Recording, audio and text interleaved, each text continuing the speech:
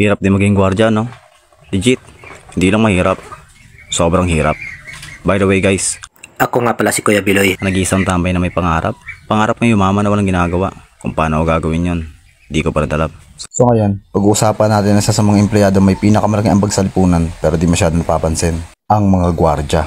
Madalas tawaging sikyo, gwardiya, chief sa mga magkakosang katulad nila, 59, at kung ano-ano pang tawag. Madalas, ginagawang katatawanan, hindi nabibigyan ng maayos na appreciation at hindi na nabibigyan ng maayos na paggalang. Sa bagay, mahirap naman talaga maintindihan, lalo pag di mo alam yung mga landas nilang tinatahak. So tara, alamin natin ang ilan sa pinagdadaanan ng mga tropa nating gwardiya. Sabi ko nga, sila yung madalas hindi na-appreciate ng mga tao. Madalas maririnig mo, gwardiya ka lang. Hindi nila alam, napakalaki ng ambag ng mga gwardiya sa lipunan. Sige, pag-usapan natin yung pinaka-obvious. Unang-una, pagdating sa seguridad. Kasi yun naman talagang pinakaunang definition ng trabaho ng pagiging gwardiya. Bantay at mag-alaga ng seguridad. Hindi lang makita minsan ng ibang tao, pero isa sila sa mga force multiplier ng mga polis pagdating sa pagbabantay sa seguridad. Nagsisilbi silang deterrent. Nagdadalawang isip ang mga masamang loob.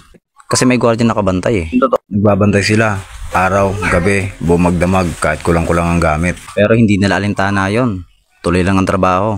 Tuloy lang para gampanan ng responsibilidad. At hindi porket sinabing gwardiya, gwardiya lang. Nako, napakadaming trabaho ng gwardiya. Yung iba dyan, gwardiya na, traffic enforcer pa. Yung iba dyan, nagiging maintenance pa nga. Yung iba, lalo yung magkatrabaho sa mall. Pag kinukulang sa bagger, makikita mo, nagbabag rin ng grocery mga yan. At isa sa pinaka nakakatuwang talent ng mga gwardiya, sila yung buhay na Google Maps. Iti mo, buhay na Google Maps. Sabi nga, pag naliligaw ka, pag hindi mo na alam kung saan ka papunta, magtanong ka sa gwardiya. Pag napadpad ka naman sa mga call center, mawiwindang ka. Bakit? Yung mga gwardiya dyan, English speaking. Kaya nga may kasabihan kami sa mga call center eh. Gwardiya pa lang, di na nakapasa. Eh bakit naman?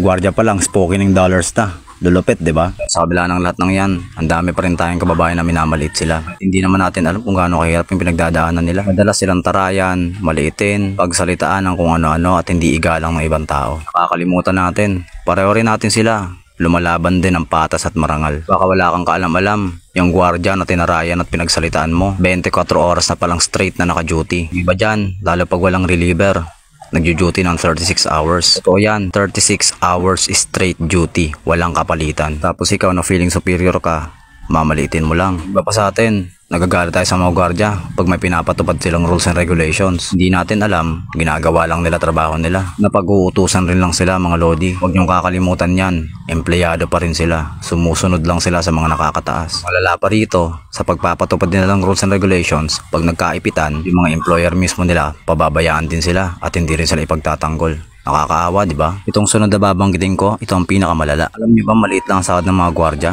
Maliit na nga yung sahod, madalas naaabuso pa sila. Yung iba dyan, kulang ang sahod. Yung iba, delay ang sahod. Iba naman, buwan-buwan may kaltas para sa benefits. Pero pag chinek na yung benefits nila, hindi naman pala hinuhulugan. Pero pag nakakita ka ng gwardiya, kala mo wala lang silang problema, no? Mumingiti pa rin. Yung iba, 24 hours na naka-duty, pogi pa rin. Kahit ang dami pinagdadaanan, positibo pa rin ang outlook sa buhay. Kaya ako, saludo ako sa lahat ng gwardiya. Kaya ikaw, bago masabihin gwardiya lang, mag-isip-isip ka muna. Tulad nating lahat, tahimik at patas rin sila umaharap sa bawat hamon ng buhay. Saludo po sa lahat ng gwardiya. Salamat sa inyo.